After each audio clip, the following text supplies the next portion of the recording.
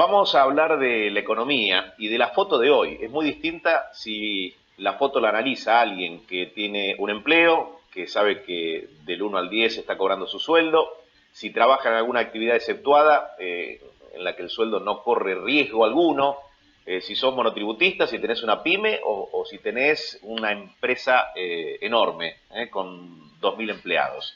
Iván Carrino es economista y ya está con nosotros. Iván, ¿cómo estás? Buenas tardes. Hola Eduardo, ¿cómo te va? Buenas tardes para Bien, con vos. Soledad Lara y con todo el ¿Cómo equipo de estás, América Iván? y de A24. Hola Iván, Soledad, ¿cómo estás? Hola a todos. la pregunta es, ¿quién la puede llegar a pasar peor de lo que todavía le está pasando?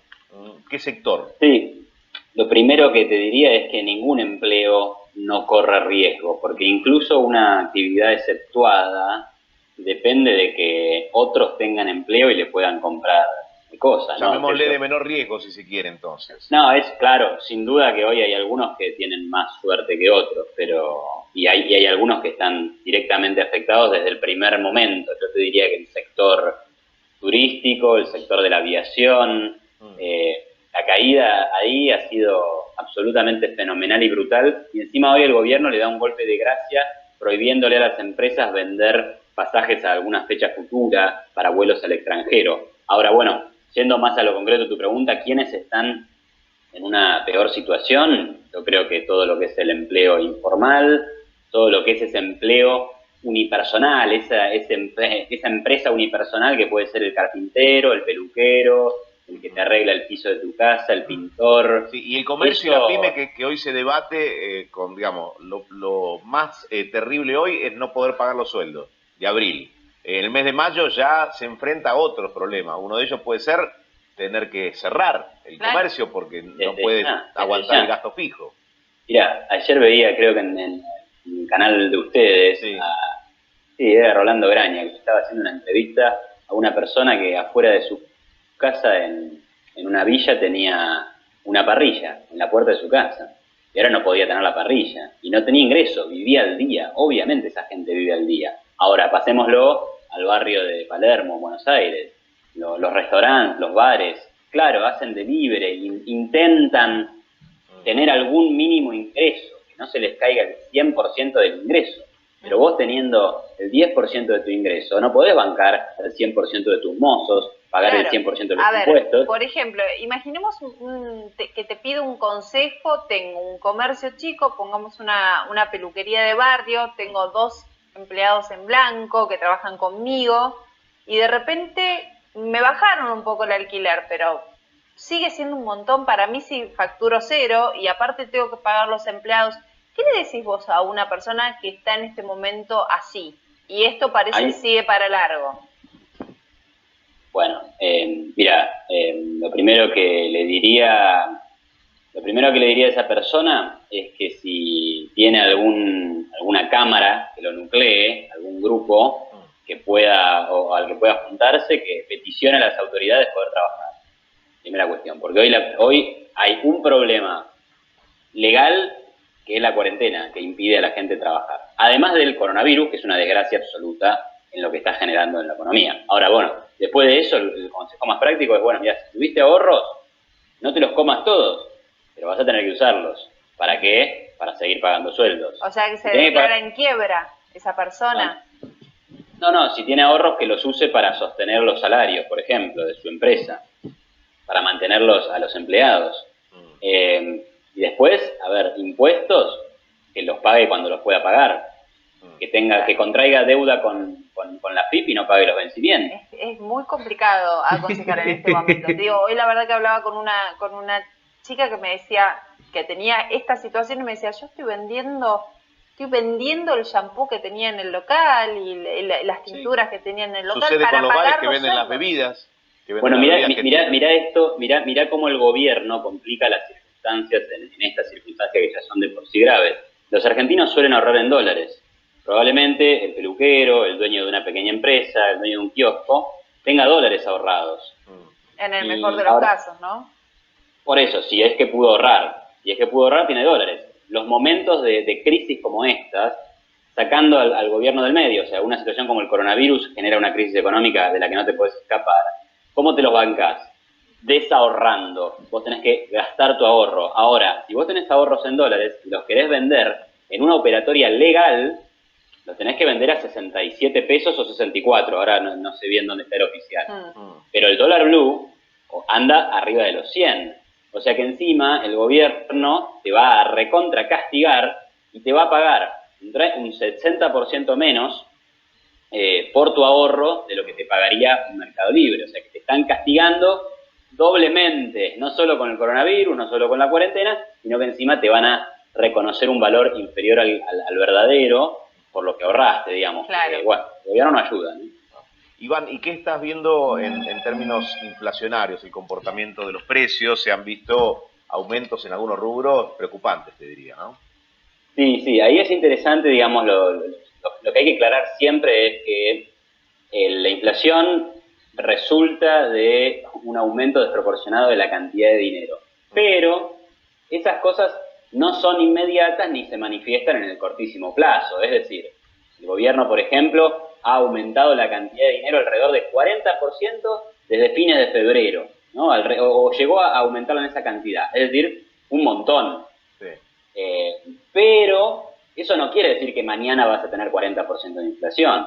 Lo que sí está generando presiones sobre la inflación. Vos no podés sostener esos niveles de emisión monetaria y pensar que no va a pasar nada con la inflación. Además, tenemos una situación de amplios controles de precios, por ejemplo el del dólar que te acabo de mencionar, el de las naftas, el de los precios del supermercado, el del alcohol. Eso tarde o temprano genera lo que siempre ocurre en Argentina y en cualquier lugar del mundo, que es que un momento llega donde tenés que hacer el sinceramiento y ahí salta la tasa de inflación. Podemos pasar de estar en una tasa del 40 a irnos a un 70, un 80, porque en algún momento esas cosas se sinceran. Nos pasó en el año 2016, cuando el dólar oficial estaba a 9, pasó a 14 y la inflación se fue de 25 a 40. Y cuando el dólar saltó en 2018 y 2019, también saltó la inflación.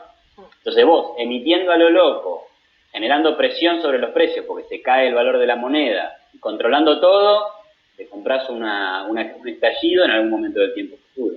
Sí. ¿Qué se podría hacer distinto? O sea, si estuviese en tus manos charlar... Emitir están emitiendo todos los países. Claro, charlar con el presidente y decir, presidente, hagamos esto. ¿Qué es lo que nos está haciendo? Déjame reflexionar sobre algo que escuché que dijo Eduardo, me parece. Emiten todos los países. Claro, otros países tienen alguna que otra ventaja, pero que se la han ganado con mucho esfuerzo, que es tener moneda y tener crédito. Entonces, tener crédito quiere decir que vos sos respetuoso de tus compromisos de deuda, que has pagado tus deudas y que hay personas dispuestas a prestarte dinero, cosa que a la Argentina no le pasa. A Argentina, de hecho, a esa gente le dice, yo no te pago la deuda. Y en segundo lugar, tener una moneda estable que quiere decir tener poca inflación. Otro trabajo que la Argentina no ha hecho. Ahora, en esas circunstancias malísimas, en donde prácticamente no tenés margen para hacer políticas desde el gobierno, lo que podrías hacer es permitirle a la gente que pueda trabajar, que trabaje. Yo soy partidario de hacer una cuarentena diferente, más flexible, no mandar a todo el mundo a la casa. O sea, ¿vos crees que esta cuarentena, así tal cual la conocemos, tiene que cambiar? Sí, y tampoco es que esa es la solución a todos los problemas. Argentina va a atravesar una situación de recesión económica fuerte, pase lo que pase. Ahora, si además de eso hacemos una cuarentena brutal y para paliar los efectos de la cuarentena brutal se emiten cantidades desproporcionadas de dinero, vamos a una crisis que va a combinar una fuerte recesión, pero además vamos a tener un estallido inflacionario con un derrumbe de los salarios reales. O sea, podemos ir a una situación incluso... O sea, ni todos en casa ni todos a la calle. Es que todos a la calle no va a ocurrir. No va a ocurrir, claro.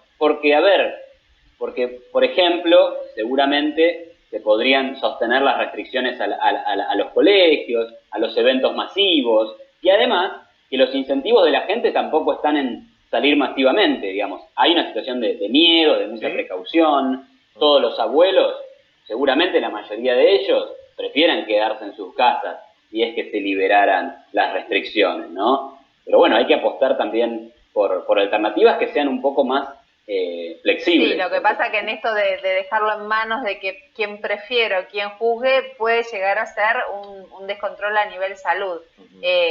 La verdad que imagino que nadie conscientemente quiere chocar la economía de un país. Si se hace es porque la situación es muy, muy complicada si se va de las manos a nivel salud. Fíjate todos los Sin hospitales que se tuvieron que construir, ¿no?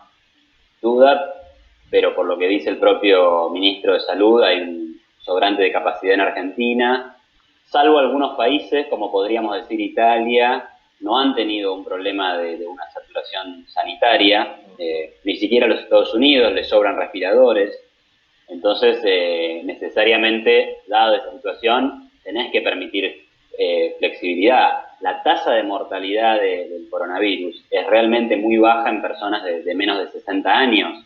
Entonces, si esas personas trabajan, interactúan entre sí, no te van a colapsar ningún sistema sanitario, porque incluso que tuvieran coronavirus, o van a tener pocos síntomas, o van a tener una enfermedad leve. Eso es lo que la ciencia dice, digamos, no estoy inventando nada, hay estudios que así lo avalan. Entonces hay que mirar un poco más allá de este miedo a que colapse nuestro sistema. ¿Qué rubros abrirías, Iván? Bueno, a ver, construcción, por ejemplo, comercio, comercio como está funcionando ahora, abriría más comercios y obviamente que habría incentivos de los propios negocios de dejar entrar a pocas personas, de que entren con barbijo, de que las colas se mantengan a distancia. Y la verdad, si yo estoy fuera del comercio y veo que esas cosas no se respetan y no tengo ganas de arriesgarme a contraer ninguna enfermedad, bueno, no entraré al comercio, ¿no? Incluso tenés esa cuestión. Pero, a ver, el comercio, la industria, o sea, la industria que hoy está parada, ¿no? Automotriz, por ejemplo, y construcción, mínimamente los miraría rápido. Es decir, que algunos o que los que abran en determinadas actividades asuman el riesgo, si se quiere. Se pone el caso Sí. de los peluqueros porque hay una cercanía que puede generar casos positivos o un contagio. Claro. ¿Te acuerdas cuando veíamos en China esos videos con el palo cortando a distancia y decíamos, qué locura? Y bueno, la verdad es que no se encontró que no se podía hacer de cerca. O te lo dicen que el protocolo, por ejemplo, protocolo estricto que dicen que hay en peluquerías de Suiza, es muy caro para hacerle frente en la economía argentina. Ahora, ¿qué prefiere el peluquero? Abrir, Bueno, aunque sea a un alto costo, ¿no? Porque por lo menos ingresa alguien y alcanza para pagar los sueldos de su dotación de empleados. Digo, es complicado, no es sencillo. Mira, un peluquero de 40 años puede abrir, puede recibir a un montón de personas de 40 a 50 años para abajo y no va a tener ningún problema. Bueno, hay que pensar, digamos, después, bueno, si tenés 3 empleados, bueno, si hay mayores de edad, bueno, hay que pensarlo. Sí, pero o sea, no es, esto es estrategia y protocolo, aunque puede sonar riesgoso, ¿no? Bueno, es que no se puede vivir aislado del riesgo. Toda actividad implica cierto riesgo. A ver, la gente muere durante cualquier año que agarres de la historia de la humanidad, hay millones de muertes, por millones de causas. Bueno, pero estamos hablando de una pandemia mundial, es una situación es una pandemia, diferente. Es una enfermedad altamente contagiosa, no hay vacuna, pero también hay una realidad que es a ciertos sectores y a ciertas edades no los afecta, la tasa de mortalidad es muy baja, por eso digo, hay que estudiar estrategias más inteligentes.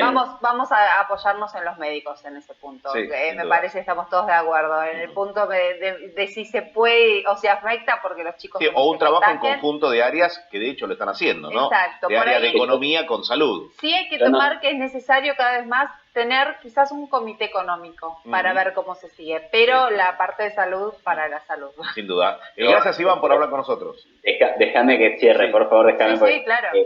Obviamente que estoy de acuerdo que la ciencia médica y la ciencia económica tengan un rol en la discusión, pero tampoco es que he mentido con los datos, ¿no? Esto sale de los estudios que todos conocemos, cómo esta enfermedad está afectando a las diferentes edades, nada más. Bien. Gracias, Iván. Bueno. Saludos. Bien, la expectativa nuevamente desde Casa de Gobierno no.